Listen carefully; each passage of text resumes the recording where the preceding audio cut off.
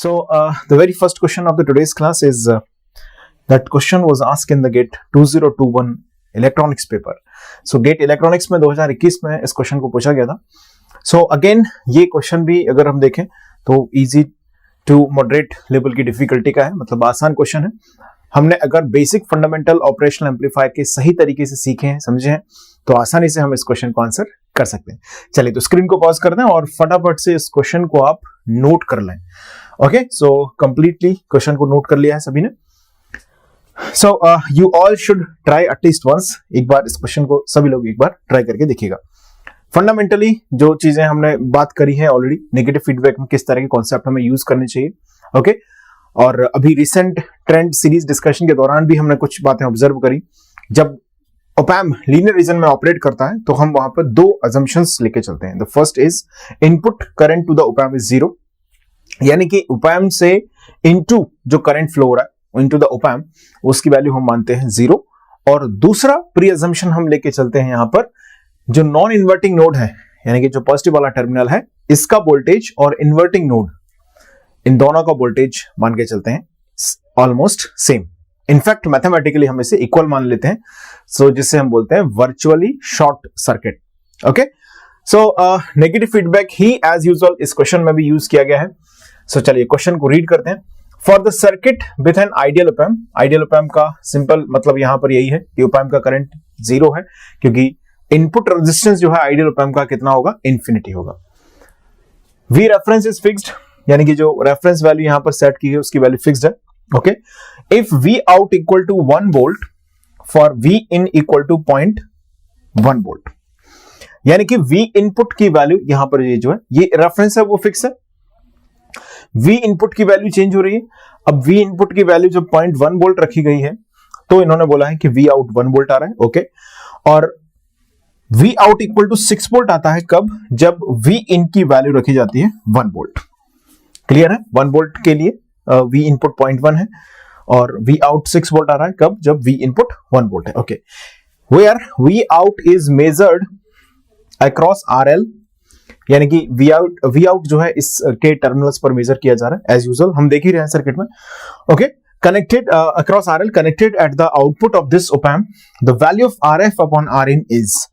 दोस्तों आपसे पूछा गया है RF और Rin का रेशो, ये क्वेश्चन है. क्लियर है? 4 ऑप्शंस दिए गए हैं एज यूजुअल. सो मुझे उम्मीद है कि आप सभी ने इसका आंसर फाइंड कर लिया होगा. चलिए मैं सॉल्व करता हूं इस क्वेश्चन को. The first thing they have mentioned to us is V out 1 volt for 0.1 volt. Okay, so पहले हम इस कंडीशन में इन वैल्यूज को अप्लाई करने से पहले कंडीशंस को यहां पर थोड़ा सा जस्टिफाई कर लेते हैं. ओके, जैसे अगर आप बात करें नॉन इन्वर्टिंग नोड वोल्टेज की, तो यहां पर हमने मान लिया सपोज दैट कि ये है V1. दोस्तों इसके अंदर करंट कैसे फ्लो होगा, एज यूजुअल आप बोल सकते हैं करंट इस तरह से इसके अंदर फ्लो होगा, like this. Okay, second thing, यहां का जो वोल्टेज है इसे आप मान लें सपोज है ये V2 वोल्टेज हमने मान लिया इसको. ओके, अब यहां पर अगर हम V2 वोल्टेज के अबाउट किरचॉफ्स करंट लॉ लगा दें तो केसीएल इक्वेशन से हमारे पास V in V out में एक रिलेशन हमारे पास आ जाएगा. करेक्ट है?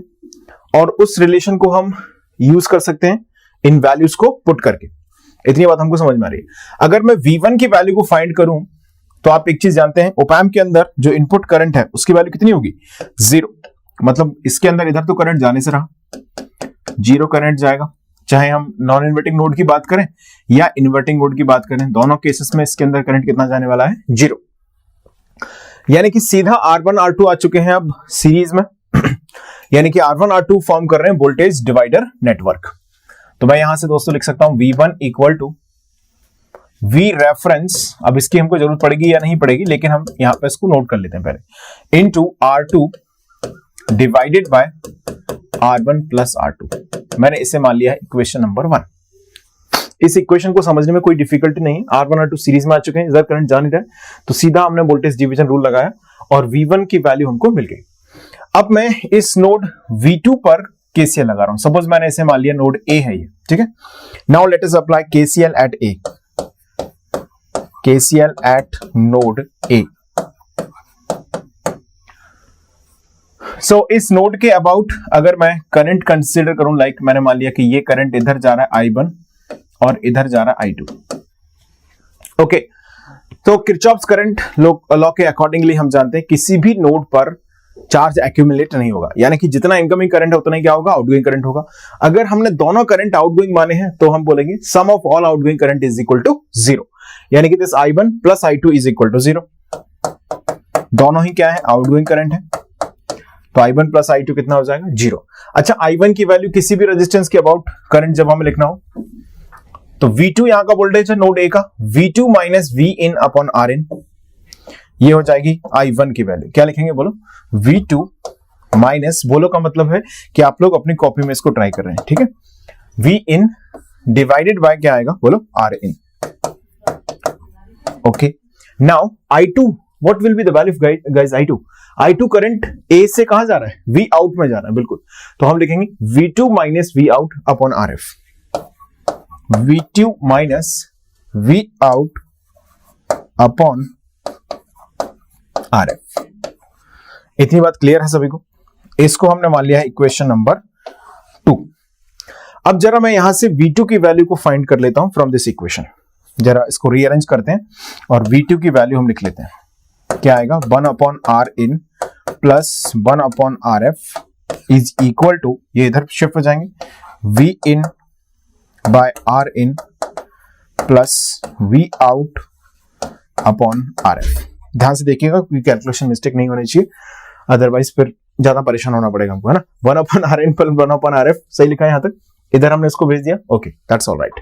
अभी तक कोई कंफ्यूजन नहीं है, कोई करेक्शन की गुंजाइश नहीं है। देखिएगा V2 टाइम्स, इसको अगर मैं सॉल्व कर लूं तो यहां न्यूमरेटर में आ जाएगा R in plus RF, denominator में आ जाएगा R in into RF is equal to, again यहां पर हमने सॉल्व किया इसको, तो आर इन RF इधर आ गया और यहां मल्टीप्लाई हो जाएगा V in into RF, simple, मैं LCM को यहां पे सॉल्व कर रहा हूं, okay, plus V out into RN, ये दोनों कैंसिल हो जाएंगे बिल्कुल। तो हमारे पास V आउट की, सॉरी V2 की वैल्यू अगर मैं लिखूं, नाउ पहले इतना नोट कर लो, आप लिखो सभी लोग, नोट किया है इतना सबने, चलिए अब देखिए V2 की वैल्यू अगर हम लिखें यहां से तो हमारे पास ये आ जाएगी V in RF plus V out R in divided by R in plus RF, ये आ गई हमारे पास V2 की वैल्यू। ओके, नोट कर लिया इतना सभी ने, यहां तक लिख लें आप सब लोग, पहले लिख लो, यहां तक लिखा सभी ने, नोट किया, चलिए अब आगे बढ़ते हैं। अब जरा क्वेश्चन को रीड करते हैं दोबारा से। हमारे पास कुछ कंडीशंस दी गई हैं। कंडीशन ये है, V आउट 1 वोल्ट है तो V इन 0.1 है, ओके, ये केस 1 है। केस 2 इन्होंने दिया है कि V आउट की वैल्यू 6 वोल्ट है तो V इन हमको 1 वोल्ट दिया गया। आपको कुछ एब्सोल्यूट तो पूछा नहीं गया, आपसे पूछा गया रेशो। तो मुझे एक ऐसा इंट्यूशन आ रहा है कि हम इस रिलेशन को अगर यूज कर रहे हैं तो इस रिलेशन से ही हमारे पास रेशो की वैल्यू कैलकुलेट हो सकती है, क्योंकि दोनों V2 की वैल्यू है, केस 1 केस 2 को इक्वल कर सकते हैं हम, ओके, क्योंकि V2 को इन वैल्यूज से कोई फर्क नहीं पड़ने वाला है। V2 कहां का वोल्टेज है, इस नोड का वोल्टेज है, जो कि किसके इक्वल है, वर्चुअल शॉर्टिंग से हम बोल सकते हैं V1 इक्वल टू V2 है ड्यू टू वर्चुअल शॉर्टिंग। तो दोस्तों एक चीज बहुत क्लियर है कि जो रेफरेंस वोल्टेज है वो रखा गया है फिक्स्ड, एज मेंशन किया गया स्टेटमेंट के अंदर। रेफरेंस वोल्टेज क्या है, कांस्टेंट है, चेंज हो नहीं रहा है। तो सिंपल सी बात है कि जो V इन है, ओके, इसकी जो वैल्यू है V इन और V आउट, इनके इस रिलेशन से V रेफरेंस को कोई फर्क नहीं पड़ रहा, मतलब V1 V2 को भी कोई फर्क नहीं पड़ रहा है। मतलब इसको नोट कर लो, चाहो तो लिख लो, इसको लिखा है तो चलिए। अब मतलब कहने का यह है कि अगर हम इस इक्वेशन नंबर 3 मैंने मान लिया, इस पर केस 1 केस 2 अगर हम लगाएं तो एनालिसिस जो होगा वो दोनों केसेस में V2 की ही वैल्यू हमको मिलेगी और वो कांस्टेंट होगी। V2 इज इक्वल टू हो गया V इन इंटू RF। अच्छा, V इन कितना रखेगा फर्स्ट केस में 0.1, V out 1 volt, case 1 V out 1 volt, V in 0.1। चलिए पुट कीजिएगा 0.1 into RF plus 1 into R in divided by R in plus R F. ये case 1 आ गया। अब यहां से हम दूसरा केस भी लिख लेते हैं, केस 2। केस 2 में क्या होगा, क्या कंडीशन दी गई देखिएगा, वी आउट दिया गया 6 वोल्ट, वी इन दिया गया 1 वोल्ट। वी आउट कितना है, that is 6 volt, okay, and V in दिया गया है 1 वोल्ट, ओके। चलिए इनकी वैल्यूज को पुट कर देते हैं। यहां पर हमारे पास V2 की एक और वैल्यू आ जाएगी, V2 is equal to V in कितना है बोली 1 volt, 1 into R F plus V out कितना है 6 into R N divided by R N plus R F. Guys क्या हम ऐसा बोल सकते हैं कि ये इक्वेशन और ये इक्वेशन दोनों ही V2 की वैल्यू है? यस और नो, ऑब्वियसली। और V2 को V इन V आउट की अलग अलग वैल्यूज से कोई फर्क नहीं पड़ रहा है, क्योंकि V2 क्या है, V R F into R F 2 अपन R1 plus R2। V reference को रखा गया कांस्टेंट। साथियों अगर इसमें V रेफरेंस भी चेंज हो रहा होता तो हम हर एक केस के रिस्पेक्टिवली V रेफरेंस को यहां पर पुट करते तो हमारी कुछ इक्वेशंस हर बार अलग आती। करेक्ट है एकदम। लेकिन V रेफरेंस कांस्टेंट है, तो मतलब कहने का ये हुआ कि ये इक्वेशन और ये इक्वेशन दोनों क्या है, एक दूसरे के इक्वल है। आपने इसे मान लिया इक्वेशन नंबर 4 और इसे हमने मान लिया इक्वेशन नंबर 5। इसमें कैलकुलेशन थोड़ी ज्यादा, but fundamentally this question is simple, okay. Equating equation 1 and 2, थोड़ा सा स्पीड अप तेज रखते हैं। Equating equation 1 and 2, equation first and second को अगर हम इक्वल करते हैं तो 0.1 R F plus 1 into R in divided by R in plus R F, that will be equal to 1 into RF plus 6 into RN divided by RN plus RF। तो इन दोनों को हमने कैंसल आउट किया denominators को। Numerator में ये रह गया हमारे पास, ये हो गया यहाँ 1 into RF, इसको अगर उधर भेज देंगे तो ये कर देगा उसको 0.9 RF, ओके। और ये 1 RN है, इसको इधर लेके आएंगे तो ये जाएगा -5 into RN equal to 0.9 RF। आपसे पूछा गया है RF अपॉन RN। सो दोस्तों RF अपॉन RN की वैल्यू हमारे पास आ जाएगी अब -5 अपॉन 0.9, ओके। सो ये हो जाएगा 50 अपॉन 9, ओके। और 50 अपॉन 9 मीन्स कितना हो गया, 50 अपॉन 9। सो RF बाय RN 45 यानी कि 5 time 5.55 with minus sign. This is the value of RF upon RN that will be obtained here. Okay? So चलिए स्क्रीन को पॉज करें और फटाफट से इस कैलकुलेशन को आप जल्दी से नोट करिएगा। इसका लिखिएगा, ये लिख लिया होगा यहां तक आपने, सभी ने यहां तक लिख लिया है, इसको लिख लें। इसके बाद ये लिखिएगा, ये आंसर आ गया। चलिए ऑप्शंस को देखते हैं एक बार।